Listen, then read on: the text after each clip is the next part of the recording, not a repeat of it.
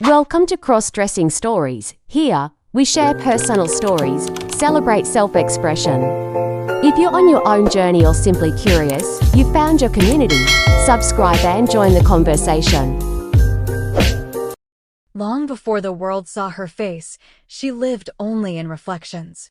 First, in a dusty attic mirror where a little boy saw a princess staring back with his own gentle eyes, and later, in the cold, plate glass windows of a skyscraper office where a man saw the ghost of a dream he was forced to bury. This is the story of Arthur Worthington Junior, the son of a millionaire who was taught to silence his own soul, and the long, arduous journey he took to reclaim the woman who had been waiting inside him all along, the sprawling mansion. A monument of cold marble and echoing silence was all Arthur Worthington Sr. had managed to build. He was a titan of industry, a man whose name was whispered with a mixture of awe and fear in boardrooms across the country. He had everything a man could want: wealth that could rival a small nation's GDP, a business empire that touched every corner of the globe, and a legacy that would be etched in the annals of financial history. Yet, in the hollow chambers of his own home, he was a pauper. His wife, Eleanor, had been the sun to his moon, the vibrant melody to his stoic silence. She had filled the cavernous halls with laughter and warmth, her presence a gentle buffer against the harsh realities of his world. But a sudden, cruel illness had extinguished her light, leaving Arthur adrift in a sea of grief and a world that had lost its color. He had thrown himself into his work with a ferocity that bordered on obsession, each successful deal a desperate attempt to fill the void she had left behind. In his relentless pursuit of more, he had overlooked the one precious piece of her that remained, their son, Arthur Jr. Little Artie, with his mother's gentle eyes and a spirit too soft for his father's rigid world, was a constant, painful reminder of what he had lost. The boy's laughter, so much like Eleanor's, was a bittersweet symphony that Arthur could barely stand to hear. So, he distanced himself, creating a chasm of emotional neglect between them.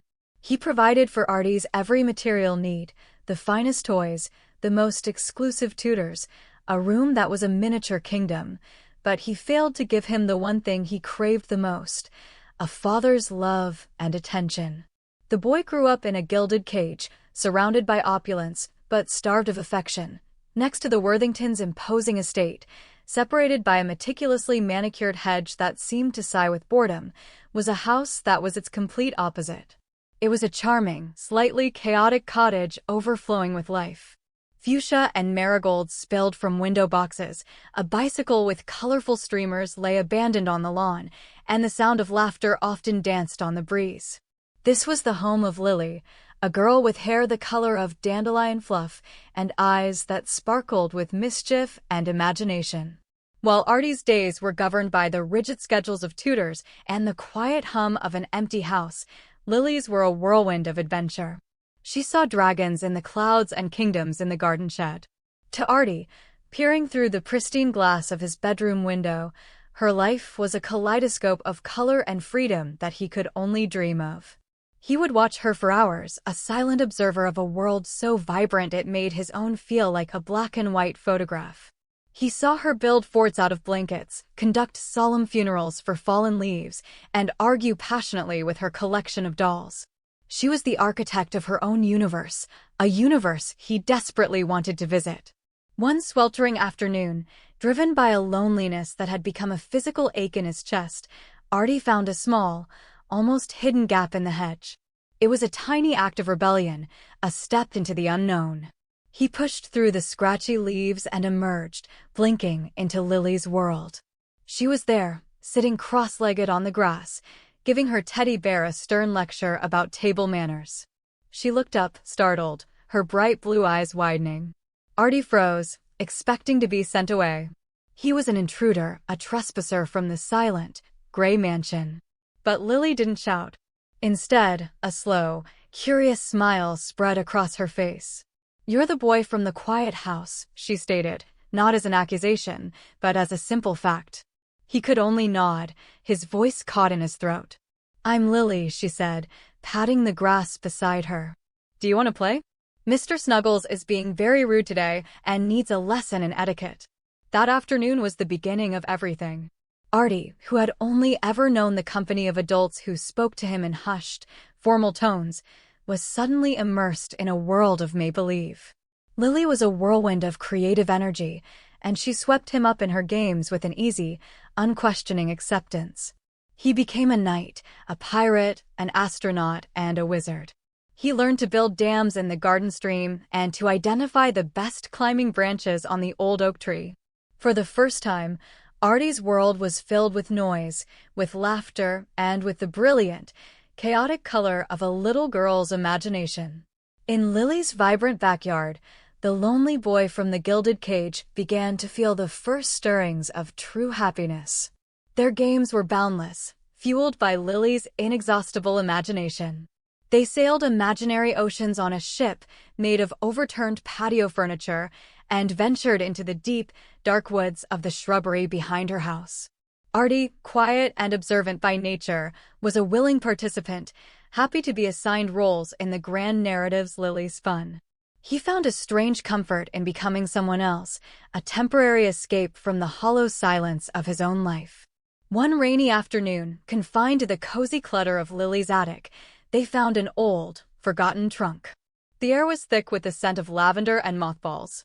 With a heave, Lily lifted the heavy lid, revealing a treasure trove of forgotten finery, her mother's old dresses from bygone eras, feathered hats, long strands of faux pearls, and silk scarves that shimmered even in the dim light. To Lily, it was a costume chest of infinite possibilities. Today, she declared, her eyes gleaming with a new idea, we're not knights or pirates. We're going to a grand ball. We shall be the most elegant people there. She pulled out a flowing gown of soft, sky-blue chiffon, its fabric whispering as it moved through the air. She held it up against herself, but it swamped her small frame.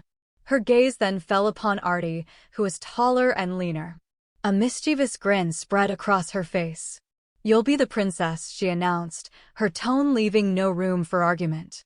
"You have hair like a prince, but you have a princess's face." Artie hesitated for only a moment. In their world of make-believe, the rules of the real world seemed to melt away. There was no judgment in Lily's eyes, only the excitement of a new game. He stood still as she draped the cool, soft fabric over him. He slipped his arms into the sleeves, and Lily, with surprising dexterity, fastened the tiny buttons at the back. The dress settled around him, lighter than he could have imagined, pooling at his feet like a gentle wave. She sat him down in front of a dusty, ornate mirror and went to work. She gently brushed his dark hair, weaving a colorful silk scarf through the strands. She draped a string of pearls around his neck, their cool weight a pleasant sensation against his skin. With a dab of her mother's old, rose-scented lipstick she found in a small purse, she colored his lips a soft pink. When she was finished, she stood back, hands on her hips, admiring her handiwork. "There," she said with satisfaction. "The loveliest princess in all the land." Artie looked at his reflection, and for the first time, he saw someone he didn't quite recognize, yet felt an immediate, profound connection to. The boy in the mirror, the one who always looked a little sad and lost, was gone. In his place was a figure of grace and beauty. The soft fabric of the dress felt comforting, like a gentle hug. The light from the attic window caught the shimmer of the pearls and the silk in his hair, framing a face that looked softer, happier. A strange and wonderful warmth spread through his chest. It wasn't just a game anymore. It felt like he was seeing a hidden part of himself for the very first time. He liked it. He liked it more than any game they had ever played before. That first transformation in the attic was not an isolated event. It was the unlocking of a door to a room within himself that Artie never knew existed. The dress-up games became their most cherished ritual. Whenever the clouds gathered and a soft rain began to patter against the window panes, it was their unspoken signal. Artie would slip through the hedge, and they would ascend to their secret world in the dusty attic. For Artie, pulling on one of the flowing dresses was more than just putting on a costume. It felt like shedding a heavy, ill-fitting coat. The starched collars and stiff trousers of Arthur Junior felt like a uniform for a role he was forced to play, while the soft, Yielding fabrics of the dresses felt like his own skin. It was a silent, profound relief, a feeling of rightness that settled deep in his bones. One such rainy afternoon, while taking a break from their grand ball, they sat huddled in front of a small, portable television Lily had dragged upstairs. They were flipping through channels when a program flickered onto the screen that made Artie sit bolt upright. It was a high-fashion runway show from Paris. The screen was filled with impossible glamour. A stark, white runway pulsed with dramatic music and flashing lights. One by one, impossibly tall and elegant figures strode down the catwalk. They didn't just walk, they commanded the space, their expressions serene and powerful, their movements fluid and deliberate. Artie was utterly mesmerized. He watched, wide-eyed, as a model with razor-sharp cheekbones and an androgynous beauty owned the runway in a cascade of iridescent silk. She wasn't just wearing clothes, she was transforming them, giving them life, making them art. The audience, a sea of shadowed faces, watched with rapt attention. They were adored, admired, celebrated for their beauty and their ability to become a canvas for fantasy. A jolt went through him, a feeling of pure, electrifying recognition. These people on the screen, they were doing professionally what he and Lily were doing for fun. They were celebrated for the very thing that felt so right to him in the secrecy of the attic. It wasn't just about being a princess in a game anymore. He saw a path, a possibility, a world where the person he felt like on the inside could be the person everyone saw on the outside. He turned to Lily, his heart thumping in his chest with the force of his revelation. The words tumbled out of him, quiet but filled with a certainty he had never felt about anything before. "I want to do that," he whispered, his eyes still glued to the screen. "I want to be a model when I grow up." Lily didn't laugh or question him. She looked from his earnest face to the glamorous figures on the television and back again. She saw the same grace in his posture, the same delicate features. To her, it made perfect sense. "Of course you do," she said, as if it were the most obvious thing in the world. "You'd be the best one. We just have to practice." From that day on, their games took on a new purpose. The attic was no longer just a ballroom, it was a runway. Lily became his director, coach, and biggest fan. She would hang a white bedsheet for a backdrop and use a flashlight as a spotlight. "Shoulders back, Artie. Chin up," she would command. "Imagine the music. You're fierce. Everyone is looking at you and they are amazed." And Artie would walk back and forth across the creaking floorboards of the attic, the rustle of an old chiffon dress his soundtrack, the light of a simple flashlight his spotlight, feeling for the first time in his life like he was walking towards the person he was always meant to be. Time seemed to bend and warp in Lily's attic. Hours could pass like minutes as they choreographed their runway shows, piecing together elaborate outfits from the trunk's contents. Artie's confidence blossomed under the warm glow of Lily's unwavering support. He learned to walk with a poise that belied his years, to hold a gaze, to turn and let the fabric of a skirt flare out just so. In that dusty, secluded space, he was not the timid, overlooked son of Arthur Worthington. He was radiant. He was himself. This secret self was becoming more real and tangible than the boy who ate his silent meals at the long, polished dining table. The joy he felt in the attic began to seep into the rest of his life, a faint, hopeful glimmer in his eyes that hadn't been there before. One Tuesday afternoon, the sky a perfect, cloudless blue, Arthur Worthington Sr.'s board meeting was unexpectedly canceled. A rival firm had folded, and the deal he was meant to strong-arm was his for the taking without a fight. He found himself driving home hours earlier than usual, an unfamiliar and slightly unsettling feeling. On a rare whim, a fleeting memory of Eleanor chiding him to spend more time with his son surfaced in his mind. He decided he would take Artie to the city, perhaps buy him a new watch, a masculine rite of passage. It was a clumsy, almost transactional attempt at fatherhood, but an attempt nonetheless. He strode into the mansion, the click of his expensive shoes echoing in the grand foyer. "Mrs. Gable," he called for the housekeeper. "Where is Arthur?" "He is next door, Mr. Worthington," the woman replied, her hands clasped nervously. "At the neighbor's house. playing with the little girl. A frown creased Arthur's brow. He had never paid much attention to the neighbors, dismissing them as insignificant. He had certainly never gone to retrieve his son himself. But today, fueled by his momentary parental resolve, he decided to do just that. He walked out the back door, his path sharp and direct, and found the gap in the hedge Artie used. With a grunt of annoyance at the indignity of it, he pushed through the foliage. He approached the charming but, in his eyes, slightly ramshackle cottage. The front door was slightly ajar, and he could hear faint music and laughter drifting down from an upper floor.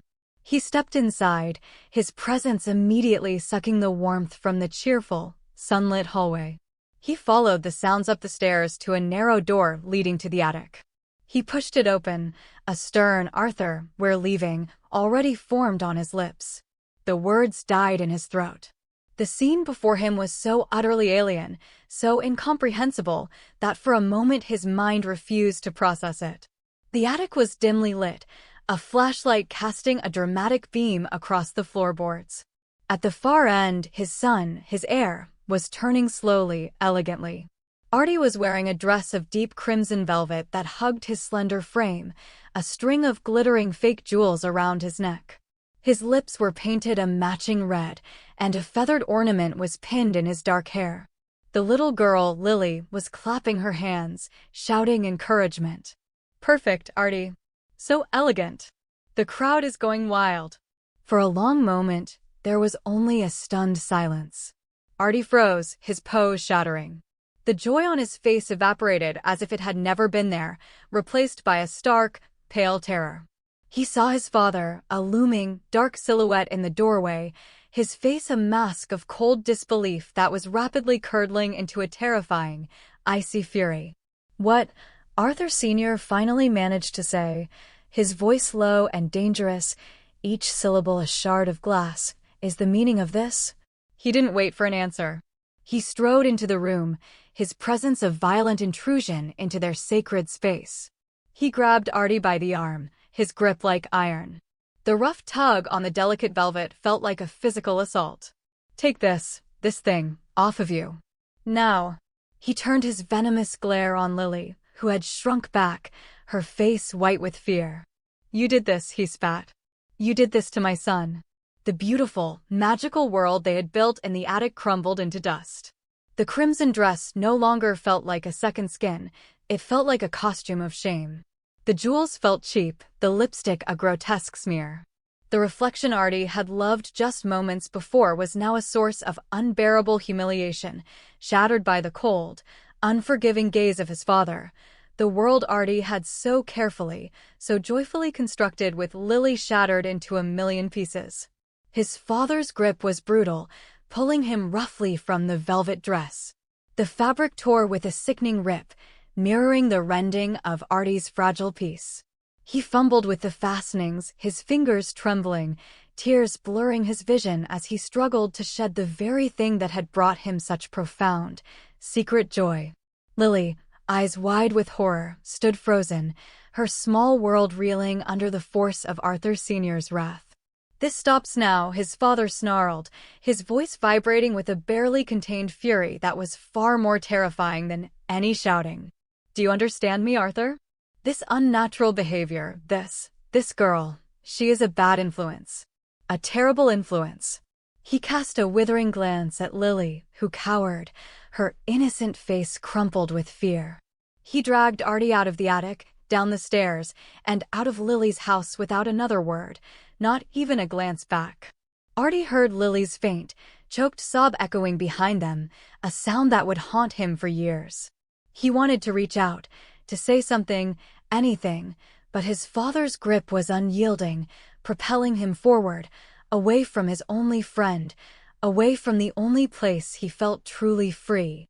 The moment they were inside the Worthington mansion, the doors slamming shut with a final, echoing thud, Arthur Sr. began to pace. His face was contorted with a mixture of disgust and a possessive rage Artie had never witnessed before. "You will never set foot in that house again. Do you hear me?" he roared, his voice finally breaking free from its low, dangerous register. "You are a Worthington. You are my son. And you will act like one. Artie stood trembling, the torn dress a crumpled heap on the attic floor of Lily's house, a symbol of his lost happiness. He wanted to scream, to defend Lily, to explain the inexplicable joy he found in those moments. But the words were trapped in his throat, suffocated by the sheer force of his father's anger and his own overwhelming shame. He felt like a stranger in his own skin, utterly exposed and vulnerable. The person he had been in the attic, the person he wanted to be, had been violently stripped away. The next few days were a blur of cold silence and crushing expectation. His father's presence was a constant, heavy weight. Arthur Sr. hired new tutors, this time focusing exclusively on subjects he deemed masculine and practical: economics, business strategy, martial arts. Artie's schedule was packed from dawn till dusk, every minute accounted for, every spare moment eradicated. There was no time for idle thoughts, no space for the dangerous, feminine urges that had so repulsed his father. Then came the announcement, delivered with grim finality at the dinner table. "We are moving," his father stated, cutting into his steak with precise, aggressive strokes. "The estate is being sold. We will relocate to a new property further out. Better schools. Better opportunities." Artie's fork clattered against his plate. "Moving," he whispered, his voice barely audible. The full implication slammed into him with the force of a physical blow. A new house meant no Lily. No more sneaking through the hedge. No more attic. No more secret, beautiful self. "It is for the best," his father said, not looking at him, his gaze fixed on some distant, powerful vision of the future. "A fresh start. You will forget all this nonsense. You will grow up to be a man worthy of the Worthington name." The move happened swiftly, mercilessly. Boxes were packed, furniture covered, and soon, the grand mansion, his gilded cage, was emptier than ever. The car ride to their new, equally vast and sterile estate was silent. Artie pressed his face against the window, watching the familiar landscape recede. He searched frantically for a last glimpse of Lily's vibrant cottage, but the trees blurred and soon it was gone. He never saw Lily again. The sudden, brutal severing of their friendship left a gaping wound in his young heart, a void that no amount of wealth or privilege could ever fill. He was alone, utterly and completely, adrift in a world where his true self was a forbidden secret, banished to the deepest corners of his memory. The years that followed were a long, gray expanse, a meticulously crafted life from which all vibrant color had been bled. The name Artie faded, packed away with the memory of a crimson velvet dress and the sound of a little girl's laughter. He was Arthur now, a name that felt as formal and constricting as the starched collars of the shirts his father had tailored for him. He moved through the world with a quiet, detached grace, his features having settled into a kind of handsome melancholy that was often mistaken for serious-mindedness. He did everything that was expected of him. He excelled at the prestigious boarding school, captained the debate team, a skill his father praised as essential for the boardroom, and graduated from an Ivy League university with a degree in finance. He was the perfect son, the flawless heir, a masterpiece of his father's design. On the inside, he felt hollowed out, a beautiful, empty vessel. Upon graduation, his path was, as always, predetermined.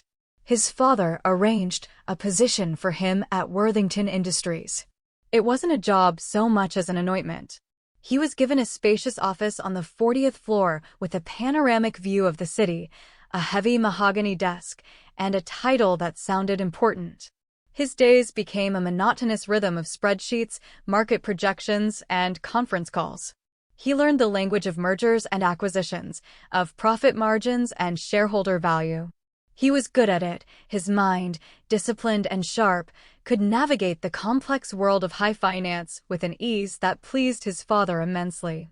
But the work was a slow, soul-crushing anesthetic. The numbers on the screen were abstract and cold, a universe away from the tangible, sensual world of fabric, color, and light that he secretly craved. He would sit in meetings, nodding intelligently as men in identical gray suits discussed billion-dollar deals, and his mind would drift. The drone of a CEO's presentation would fade, and he'd remember the rustle of chiffon, the weight of faux pearls on his neck, the singular, thrilling feeling of walking a makeshift runway under the beam of a flashlight. These memories were like ghosts, visiting him in the sterile silence of his office. They were painful, sharp pangs of a life he was not living, of a person he was not allowed to be. His father saw his quiet competence as a sign of success. "You have a good head for this, son," Arthur Sr. would say, clapping him on the shoulder during one of his rare visits to the 40th floor. "You're a Worthington, through and through. You'll be running this place one day." Each word of praise felt like another brick in the wall of his gilded prison. He would force a small, empty smile, the perfect mask of the dutiful son. He had learned his lesson well all those years ago. His true self was a source of shame and disgust. To survive, to earn the cold, conditional thing his father called love, he had to keep that self buried, locked away in the dusty, forbidden attic of his mind. He would often stand at the vast window of his office, looking down at the bustling city below, a sea of anonymous people living their own lives. He could see everything from up there, but he felt nothing at all. It was on a Tuesday, a day indistinguishable from all the other Tuesdays, that the universe finally tilted on its axis. Arthur was at lunch, a solitary affair as usual. He sat in a sterile, minimalist cafe, eating a sandwich that tasted of nothing, looking out at a city that seemed built entirely of concrete and obligation. The relentless gray of his life felt particularly suffocating that day. He felt a sudden, desperate need to see something, anything, that wasn't a spreadsheet or a quarterly report. On a whim, instead of returning directly to the 40th floor prison, he turned a corner and walked into a small, independent art gallery he had passed 1,000 times but never entered. The immediate silence was a balm, broken only by the faint hum of track lighting. The walls were a riot of color and form, a loud, joyful rebellion against the muted tones of his world. He walked slowly, letting his gaze drift over large canvases of abstract expressionism, sculptures that defied gravity, and intricate textile works. He felt a forgotten part of his soul stir, a tiny, dormant nerve that still remembered beauty. He wasn't analyzing the art for its investment potential. He was simply letting it wash over him, a brief, welcome respite. He was standing in front of a series of woven panels, their threads a complex tapestry of deep blues and startling golds, when he heard a voice behind him. The tension in the warp and weft is meant to convey a sense of constrained energy. It's about the patterns we're forced into and the desire to break free. The voice was light and musical, carrying a familiar warmth that sent a strange, unexpected jolt through him. He turned, a polite, vacant smile ready on his lips for the gallery attendant or artist. The woman who stood there had hair the color of dandelion fluff, caught up in a messy but elegant bun.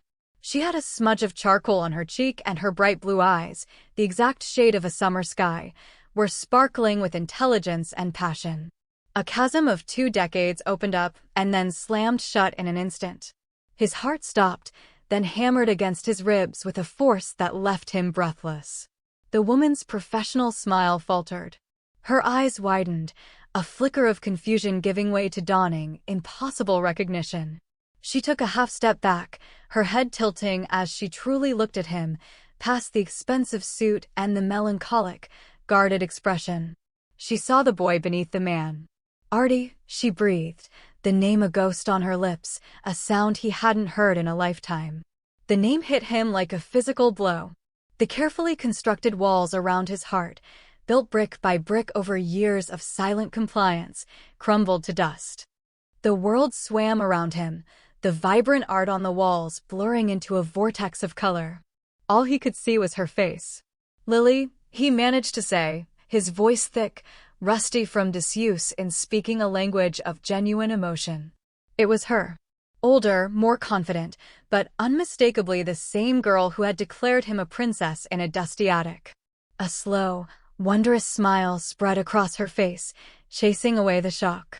"I can't believe it," she whispered, taking a step closer. "Artie Worthington. In my gallery."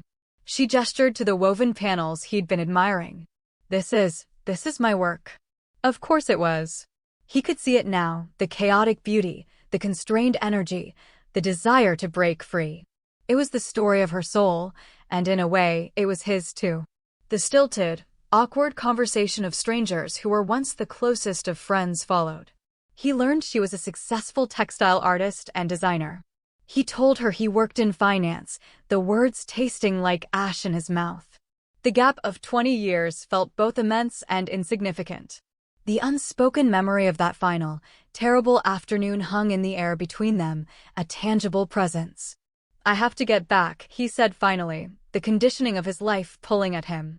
"But I can't believe it's you." "Me neither," Lily said, her smile soft and genuine. "Listen, don't be a stranger for another 20 years. We should actually talk." She pulled a pen from her pocket and wrote her number on the back of a gallery postcard. "Call me, Artie." He took the card, his fingers closing around the small piece of cardboard as if it were a lifeline. Walking back to his office, he didn't see the gray pavement or the cold glass towers. He saw a flash of crimson velvet, heard the echo of laughter in a dusty attic, and for the first time in a very, very long time, Arthur Worthington felt the undeniable, terrifying, and exhilarating flicker of hope. The gallery postcard felt like a burning ember in Arthur's hand. On one side was a high-resolution image of one of Lily's vibrant, chaotic weavings. On the other, scrawled in an artist's fluid hand, was her name and a string of 10 digits. It was a tiny rectangle of impossible color and life in the monochrome world of his corner office. He didn't dare leave it on his pristine mahogany desk. To do so would feel like a reckless act of defiance, an invitation for the ghost of his father's disapproval to manifest and snatch it away. He slipped it carefully into his wallet, tucking it behind a platinum credit card, a secret sliver of warmth hidden against the cold, hard currency of his life. For the next 3 days, the postcard was a constant, silent presence. During a quarterly earnings call, while his colleagues debated decimal points and growth projections, Arthur found himself tracing the outline of his wallet through the fine wool of his suit trousers. He would feel the stiff edge of the card and his mind would be pulled back to the gallery, to the shocking, wonderful recognition in Lily's bright blue eyes. He remembered the smudge of charcoal on her cheek, a small mark of imperfection and creativity that felt more real than anything in his meticulously ordered world. He was a man paralyzed. 20 years of conditioning, of learning to suppress every impulse that didn't align with the Worthington corporate image, fought against the primal, desperate urge to reconnect with the only person who had ever seen the real him. The Arthur his father had built was a fortress, and its walls were fear, duty, and the crushing weight of expectation. To call Lily would be to open a gate, to admit that the fortress was a prison and that he, its sole occupant, was desperately lonely. On Friday, his father called. The conversation was brief, efficient, and devoid of any real warmth. It was about a potential acquisition, about market weakness to be exploited, about legacy. "Make me proud, son," his father had concluded, the words less a paternal encouragement and more a royal command. Arthur hung up the phone and stared at his reflection in the dark glass of his office window. He saw a stranger in an expensive suit, his face a mask of weary compliance. The constrained energy Lily had spoken of in her art, he was drowning in it. It was a scream trapped in his throat, a vibrant color locked in a gray box. That was the moment the paralysis broke. Before the fear could reassert its control, he pulled out his wallet, his fingers fumbling slightly as he extracted the postcard. He stared at the number, his heart a frantic drum against his ribs. He walked to the small, private alcove by the window, turned his back to the door, and dialed, the phone feeling unnervously heavy in his hand. It rang twice. "Hello, Lily speaking." Her voice, unfiltered by memory, was even warmer than he remembered. It was like sunlight down the line. He almost hung up. His own voice felt like a foreign object in his throat. "Lily," he began, the name a strange and wonderful taste on his tongue. It's Artie. Arthur Worthington." There was a moment of silence, and then a soft, genuine laugh that instantly dissolved the tension in his shoulders. "Artie, I was wondering if you'd lost my number already. I'm so glad you called." Me too, he said, the admission a huge, shuddering relief. I was wondering if you might be free to talk sometime. How about tomorrow? She suggested, her tone easy and uncomplicated. There's a cafe near the park on Ashworth. We could grab a coffee, maybe walk? It's supposed to be sunny. It was so simple. So normal. A coffee. A walk. It was a world away from the power lunches and high-stakes negotiations that defined his social interactions. Yes, he said, perhaps a little too quickly. Tomorrow sounds perfect. After they hung up, Arthur stood by the window for a long time, the city lights beginning to glitter in the twilight. The fear was still there, a cold knot in his stomach, but it was now accompanied by something else, something he hadn't felt since he was a boy in a dusty attic.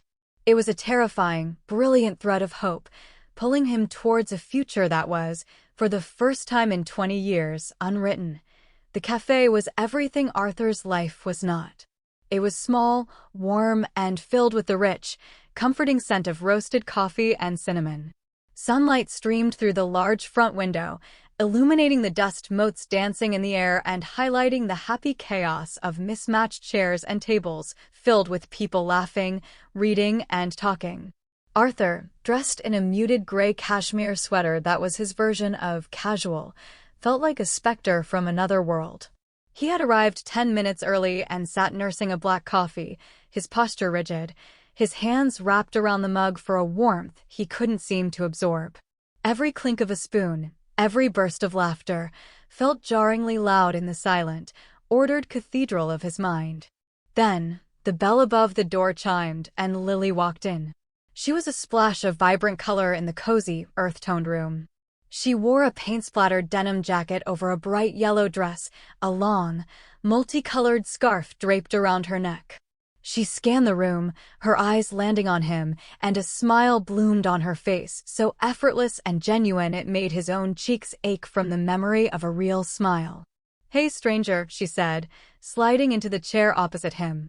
"Sorry I'm a little late. I lost track of time wrestling with a new loom." "It's fine," he replied, his voice sounding formal even to his own ears. "I wasn't waiting long." The conversation began with a stilted, awkward dance around the chasm of 2 decades. They talked about the city, about the weather, about the quality of the coffee. Arthur described his job at Worthington Industries in clipped, sterile terms, speaking of market analysis and portfolio management. He watched as Lily spoke about her art, her hands moving as she talked, describing the feel of different fibers, the challenge of translating an emotion into a color palette. Her face was animated, her eyes alight with a passion that was so foreign to him, it felt like a different language. He was describing his life, but he wasn't telling the truth. He was reciting a resume. Lily, with the same intuitive perception she'd had as a child, seemed to sense it. She leaned forward slightly, her expression softening. "You know," she began gently, "for years I wondered what happened to you. One day we were in the attic, and the next, you were just gone. I used to look for you through the hedge." The directness of her words, the simple, honest statement of loss, pierced through his armor. The carefully maintained facade of Arthur Worthington, financial analyst, began to crack. He looked down at his hands, at the manicured nails and the expensive watch on his wrist. "My father decided it was best," he said, the words hollow. "A fresh start." "It must have been hard," she said, not with pity, but with a deep, knowing empathy. That was all it took. The simple validation, the acknowledgement of his silent, buried pain, was the key that unlocked the door. The words began to spill out of him, slowly at first, then in a quiet, desperate rush. He told her about the gray years, about the crushing boredom of his job, the suffocating weight of his father's expectations. "It's like I'm playing a role," he confessed, his voice barely a whisper. "Every single day. I put on the suit, I go to the office, I say the right things. But none of it feels real. None of it is me." He finally lifted his gaze to meet hers, his eyes pleading for her to understand. "Meeting you the other day, it was the first real thing I've felt in years. It reminded me of a time when I was someone else." He faltered, the memory of the attic, of the velvet dress, hovering on the edge of his words, too sacred and too terrifying to speak aloud just yet. He didn't have to. Lily reached across the table and placed her hand gently over his. Her hand was warm, and he could feel the calluses on her fingertips from her work. "I remember that person, Artie," she said softly, her voice full of a profound, unwavering acceptance. "I liked him a lot. I'm so glad he's still in there." For the first time since he was a small boy, Arthur felt the sting of tears behind his eyes. He wasn't being judged. He wasn't being called unnatural or a disappointment. He was being seen. In the warmth of the little coffee shop, surrounded by the comforting aroma of coffee and cinnamon, the ghost of a lonely little boy in a gilded cage finally had a witness to his sorrow. They left the coffee shop and walked towards the park, the warmth of the sun a gentle counterpoint to the raw, fragile emotions hanging between them. For Arthur, the simple act of walking beside her felt both nostalgic and revolutionary. He had spent 2 decades moving with purpose, striding from one obligation to the next. This was different. This was just being. He felt the tension in his shoulders, a permanent fixture for as long as he could remember, begin to ease. They found a quiet path that wound its way past a small, tranquil pond where ducks glided serenely over the water's surface. The city's roar was a distant hum, replaced by the rustle of leaves and the cheerful chatter of birds. The silence between them was no longer awkward, but comfortable, filled with the weight of unspoken history. It was Lily who broke it, her voice gentle. "What was it you remembered?" she asked. "Back at the cafe, you said I reminded you of who you used to be." Arthur stopped walking and turned to look at the water, its surface reflecting the vast, open sky. He couldn't meet her eyes, not yet. This was the final, most terrifying wall to dismantle. "Do you remember the attic?" he began, his voice low. "The trunk? And that little black and white television?" "Of course I do," she said softly. "The grand ball. And our runway shows." A faint, sad smile touched Arthur's lips. "I used to watch those models," he continued, the confession feeling like it was being pulled from the deepest part of him. The way they walked, the way they looked. So confident. So beautiful. It was the only thing I've ever really wanted to do. It was the only time I ever felt like me. He took a shaky breath, preparing for the final, irreversible plunge into the truth. He finally turned to face her, his expression one of profound vulnerability, the carefully constructed mask of the stoic businessman completely gone. "It wasn't just about the modeling, Lily," he said, his voice cracking slightly. "It was the clothes. The dresses. When you dressed me up. I know it was just a game to you, but to me, it felt right. It was more real than anything else." He paused, the words catching in his throat before he forced them out. "I didn't just want to be a model. I wanted to be a beautiful girl." He said it. The secret he had carried like a lead weight in his soul for 20 years was finally out in the open air, spoken to the one person who had been there at its inception. He braced himself for the flicker of confusion, the hint of pity, the subtle shift of discomfort that he had always imagined would follow such a confession. But it never came. Lily's expression didn't change, except for the empathy in her eyes deepening. She didn't look shocked or surprised. She just looked at him, the Artie she had always known. "Oh, Artie," she said, her voice impossibly kind. "I know. It wasn't just a game to me either. I mean, it was fun, but I saw how you changed. How you lit up. Your face, your posture, everything." The boy from the quiet house disappeared, and someone so much happier was there instead. She took a step closer, her gaze intense and unwavering. "That wasn't you pretending. That was you being. Don't you see? Your father was wrong. There was nothing unnatural about it. It was the most natural I'd ever seen you be." Her words were like rain on a desert. Every fear he had, every ounce of shame that had been drilled into him, began to wash away under the clear, steady stream of her acceptance. "It's your life, Artie," she said, her voice firm now, imbued with the passion she usually reserved for her art. "Not his. It's not too late. That person you were in the attic? He's still there. You just have to let him out." He stared at her, overwhelmed. For 2 decades, his father's voice had been the only one that mattered, a constant, booming monologue in his head defining who he should be. Now Lily's voice, clear and true, was offering a counter-narrative. Not one of shame and duty, but one of freedom, acceptance, and a breathtaking, terrifying possibility. The possibility of being himself. Lily's words settled into the silent spaces of Arthur's soul. For a long moment, he could only stand there, absorbing the profound, radical grace of her acceptance. The world, which had felt so rigid and defined just an hour ago, now seemed to shimmer with a terrifying, exhilarating instability. The foundations of his identity, built on 2 decades of his father's iron will, were cracking. The walk back through the park was quiet, but it was a different kind of silence. It was the silence of a mind whirring with 1,000 new thoughts, of a heart trying to remember how to beat to its own rhythm. When they reached the edge of the park, where the concrete and steel of the city reclaimed the landscape, they paused under the shade of a large oak tree.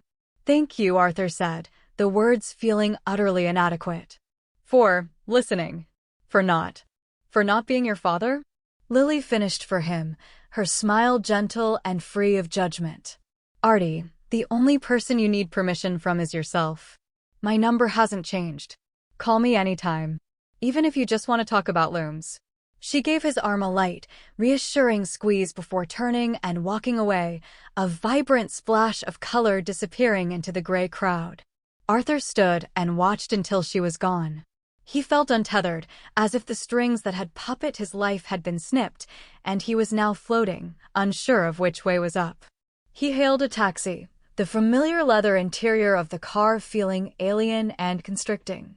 As the cab moved through the city streets, he saw his own reflection in the window, superimposed over the rushing buildings. He saw the expensive sweater, the perfectly coiffed hair, the somber expression. For the first time, he didn't just see a man, he saw a costume. A very well-made, very expensive, and very heavy costume. He let himself into his apartment. It was a minimalist masterpiece, a showcase of designer furniture, polished chrome, and vast, empty white walls. It was cold, silent, and impeccably clean. It was the architectural equivalent of his life. He had always taken a detached pride in its stark elegance, but today, it felt like a mausoleum. It was a beautiful tomb for a life that had never been lived. He walked into his bedroom and stood before a large floor-to-ceiling mirror. He stared at his reflection, truly stared, for the first time in years. He saw his father's strong jawline, but he also saw his mother's gentle eyes that looked lost and desperately sad. His father's voice echoed in his memory, a litany of commands and expectations. "You are a Worthington. You will act like one. Make me proud." Then, Lily's voice, a clear, warm counter-melody. "That was you being. It's your life, not his. You just have to let him out." A war was raging inside him, a lifetime of fear and duty battling a newly awakened, fragile hope. He loosened his collar, feeling a sudden need to breathe. He walked over to his laptop, sat on the edge of his perfectly made bed, and opened it. His fingers hovered over the keyboard. His muscle memory wanted to type in stock tickers and market news sites. He ignored it. With a trembling finger, he typed Paris Fashion Week highlights into the search bar. The screen exploded with images and videos. The pulsing music, the dramatic lighting, the impossible, beautiful clothes. He clicked on a video of a recent couture show. A model with an ethereal, androgynous beauty strode down the runway in a gown of shimmering, liquid silver. Her walk was poetry, her expression a mask of serene power. Arthur watched, his breath caught in his chest. The familiar, mesmerizing pull was still there, stronger than ever. It wasn't just a fleeting childhood fantasy. It was a deep, resonant chord within him that had never stopped vibrating. He watched for hours as the sun set outside his window, plunging the sterile apartment into darkness, the only light coming from the glorious, vibrant world on his screen. It was a small act, a secret rebellion in the quiet of his own home, but it was the first crack in the dam. The first drop of water from a long-forgotten river was beginning to trickle through. The afterglow of his digital immersion in the fashion world left Arthur with a profound and aching hollowness. The next morning, as he knotted his silk tie, the fabric felt like a noose. The reflection in the mirror was a stranger he was profoundly tired of meeting. At the office, the numbers on his screen seemed to mock him, a meaningless jumble of black and white symbols representing a world he no longer wanted to inhabit. Lily's voice and the powerful, elegant stride of the models on the runway had created a schism in his reality. He was living on one side of a deep canyon, while his real life, the one he craved, was on the other. He had to find a way to build a bridge. That evening, back in the silent, echoing perfection of his apartment, he knew that watching was no longer enough. The memory of the girl in the mirror, the one with the gentle smile and the crimson velvet dress, was calling to him across 20 years of silence. He needed to see her again, not as a ghost of a child, but as the woman she might have become. The practicalities of his desire were daunting. He couldn't simply walk into a boutique on Fifth Avenue. The risk of being recognized, the sheer, paralyzing terror of the judgment in a salesperson's eyes, was too much to bear. The internet, the same tool that had reopened the door to his dreams, offered a solution: the anonymity of a virtual shopping cart. He sat at his laptop, the glow of the screen illuminating his tense face. His hands, usually so steady when signing multi-million-dollar contracts, trembled as he typed women's clothing into a high-end department store's website. He was immediately inundated with a world of shape, color, and texture that made his head spin. He scrolled for hours, feeling like an explorer in a new and beautiful land. He bypassed the flamboyant and the trendy, his instincts guiding him towards something classic, elegant, and understated. He found it on the third page of evening wear. A slip dress, the color of a deep midnight sky, made of pure silk. It had a simple, flowing silhouette, delicate spaghetti straps, and a cut that promised to drape rather than constrict. It was graceful, sophisticated, and utterly beautiful. It felt like her. With a surge of adrenaline that made his heart pound, he selected his size, a guess based on his suit measurements, and added it to his cart. He didn't stop there. He navigated to the cosmetics section, a dizzying world of foundations, powders, and 1,000 shades of red. Remembering the simple, transformative power of Lily's lipstick, he chose a classic, deep crimson. He added a simple black eyeliner and a bottle of foundation, his choices guided by online tutorials he had begun to devour. Finally, he found a pair of simple, elegant black heels, not too high, but with a slender, graceful arch. He stared at the items in his virtual cart. A silk dress, a lipstick, a pair of shoes. It was more than a purchase, it was a declaration. It was an act of profound rebellion and self-creation. His finger hovered over the confirm purchase button. His father's furious face flashed in his mind, the memory of his voice spitting the word unnatural. Arthur's hand recoiled from the trackpad as if burned. He closed his eyes, took a deep breath, and pictured Lily's face instead. He heard her voice, clear and kind. "It's your life, Artie." He opened his eyes and clicked the button. The confirmation email arrived instantly. "Your order is being processed." The next 2 days were a blur of exquisite torture. Every time the doorbell rang, his heart leaped into his throat. He felt like a spy, a double agent, living a lie in his own life.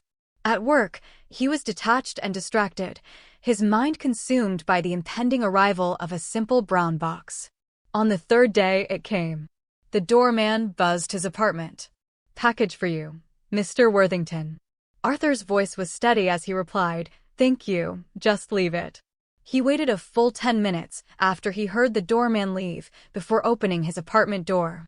The plain, unassuming cardboard box sitting on his doormat held more significance than any stock certificate or acquisition agreement he had ever handled. He carried it inside, his hands shaking, and placed it on the cold marble of his kitchen island. It was the most dangerous, wonderful, and hopeful object he had ever owned. The woman in the mirror was not a fleeting apparition. She stayed with him for hours. He didn't just stand and stare, he moved. He walked through the cold, minimalist rooms of his apartment, and with each step in the elegant black heels, the space seemed to warm, to become his own.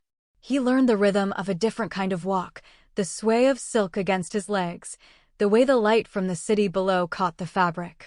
He sat on his sofa, not with the tense, compact posture of Arthur, but with a newfound grace. He was getting to know her, the woman who had lived inside him, silent and waiting for so long. Her name, he decided, was Arya. It sounded like a melody, a breath of fresh air. Taking off the dress was a physical pain, a grief. As he wiped away the crimson lipstick and washed the foundation from his face, he felt like he was erasing himself. When he put on his pajamas and climbed into his cold, empty bed, the sense of loss was overwhelming. He had met the love of his life, and she was him. The next day at the office was an out-of-body experience. The gray suit was a straitjacket. The respectful greetings from his colleagues felt like they were addressed to a ghost. During a high-level strategy meeting, as his father's top executives debated a hostile takeover, Arthur found himself staring at the polished boardroom table, seeing not his own reflection, but Arya's. He saw her serene confidence, her quiet power. The drone of financial jargon faded into meaningless noise. He felt a sudden, calm clarity wash over him. The debate in his soul was over. There was no choice to be made, because the choice had already been made for him the moment he saw her in the mirror. He could not, would not, put her back in the box. He excused himself from the meeting, a move so out of character that it drew confused stares. He walked back to his office, closed the door, and immediately called Lily. "I need to see you," he said, his voice devoid of its usual hesitation. It was firm, clear. "Can I come to the gallery?" "Of course," she said, sensing the urgency. "I'm here." He left the office without a word to anyone, grabbing his coat and walking out of the building, leaving behind a half-finished spreadsheet and a career he had never wanted. When he arrived at the gallery, Lily was waiting, her expression a mixture of concern and hope. He didn't know how to begin, so he simply took out his phone. He had taken a single, hesitant photo the night before, a picture of the woman in the mirror. His hand trembled as he showed it to her. Lily took the phone and looked. She was silent for a long moment, her eyes tracing the lines of the figure on the screen. She saw the elegant dress, the dark hair, the crimson lips. But most of all, she saw the eyes. They were the same sad eyes of the boy she had known, but in this picture, they held a new light, a flicker of peace, of self-recognition. She looked up at him, her own eyes shining. "There she is," she whispered, a radiant smile spreading across her face. "Hello again. I've missed you." The dam of his composure broke. He finally let out the breath he felt he'd been holding for 20 years, a ragged, shuddering sob of pure relief. "Her name is Arya," he said through his tears. "It's a beautiful name," Lily replied softly. She handed his phone back, her touch gentle on his hand. "She's been waiting a long time." "I can't go back, Lily," he said, his voice gaining strength with every word. "I can't be him anymore. The suit, the office, my father's company, it's all a lie. I went into that boardroom today, and I realized I would rather die than spend one more day as Arthur Worthington. So don't," she said simply, her support as solid and real as the ground beneath his feet. "What do you want to do, Artie?" He looked at her, the last vestiges of fear burning away in the fire of his newfound certainty. "I want to be her," he said. "I want to be Arya. And I want to be a model. I want to walk down a runway and feel beautiful and powerful and, for the first time in my life, completely, unapologetically me." "Then that," Lily said, her smile unwavering, "is exactly what you are going to do." He felt a profound sense of peace settle over him. The war was over. He walked out of the gallery, leaving the ghost of Arthur Worthington behind him. He knew what his next step was. He went back to the office, walked into his silent, empty room, and typed out his resignation. It was short, polite, and effective immediately. He left it on his mahogany desk, a final, quiet act of rebellion. As he walked out of the Worthington Industries tower for the last time, he didn't look back. He was walking towards Arya. He was walking towards his life, walking away from the monolithic glass and steel tower of Worthington Industries. Arthur felt as though he had shed a physical skin. The city air, usually a neutral medium he moved through without notice, felt electric against his face. The sounds of traffic, the chatter of pedestrians, the distant wail of a siren, it was no longer the soundtrack to his gilded prison, but the vibrant, chaotic symphony of a world of infinite possibilities. He was untethered, and for the first time in his adult life, the future was a complete and terrifying blank. It was the most wonderful feeling he had ever known. His first and only stop was Lily's gallery.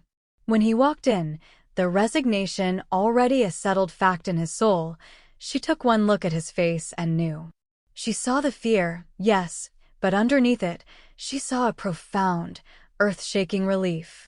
A man who had finally set down a burden he had carried for a lifetime. "So," she said, her voice soft. "What's next, Artie?" "Arya," he corrected her gently, the name still feeling new and precious on his tongue. "What's next for Arya?" He took a deep breath. "You told me I needed a portfolio." Lily's answering smile was like the sun breaking through clouds. "I have a studio above the gallery," she said. "It has good light. And I have a decent camera. Let's get to work." The next afternoon, he arrived at her studio.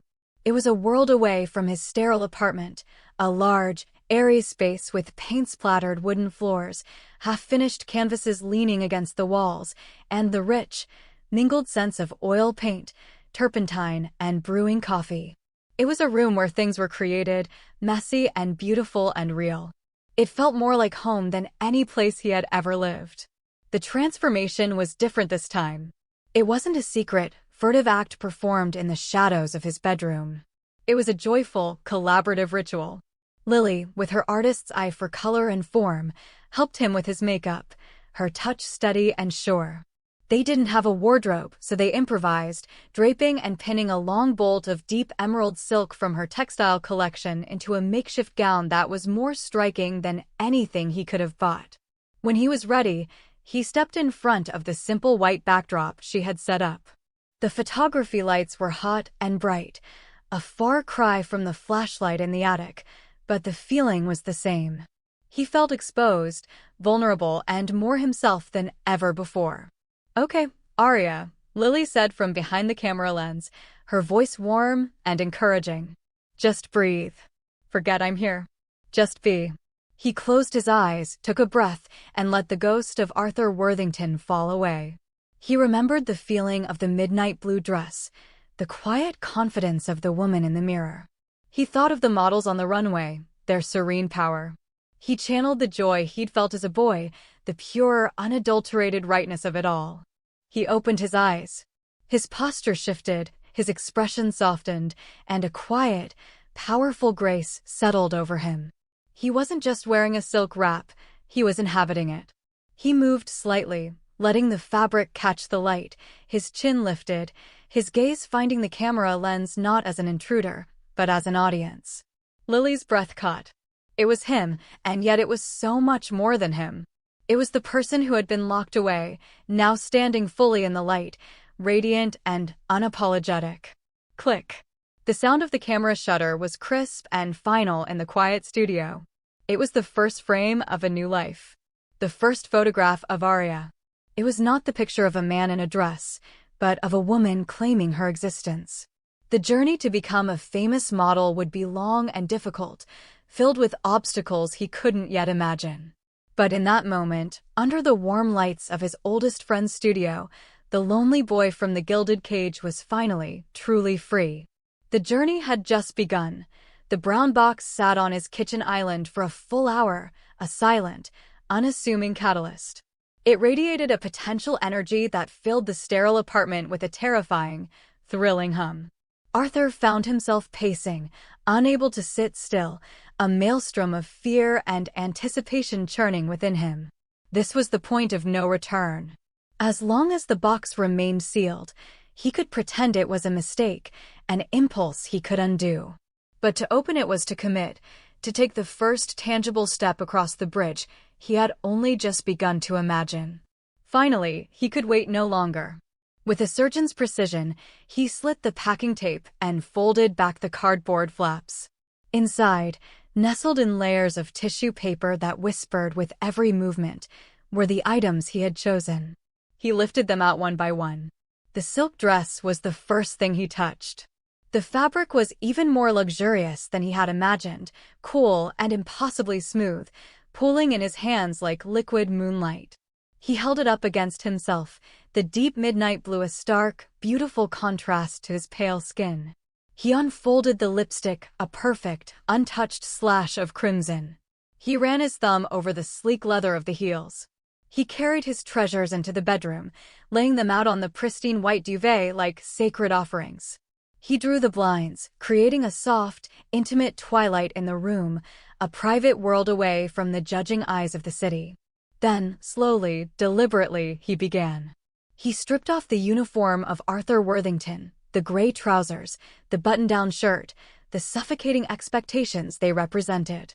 For a moment, he stood vulnerable in the half-light. Then he picked up the dress. The silk felt like a cool caress as he slipped it over his head. It settled around him, its weight almost imperceptible, the fabric draping and flowing with his every slight movement. It felt less like putting on clothing and more like stepping into a new skin, one that fit in a way nothing ever had before.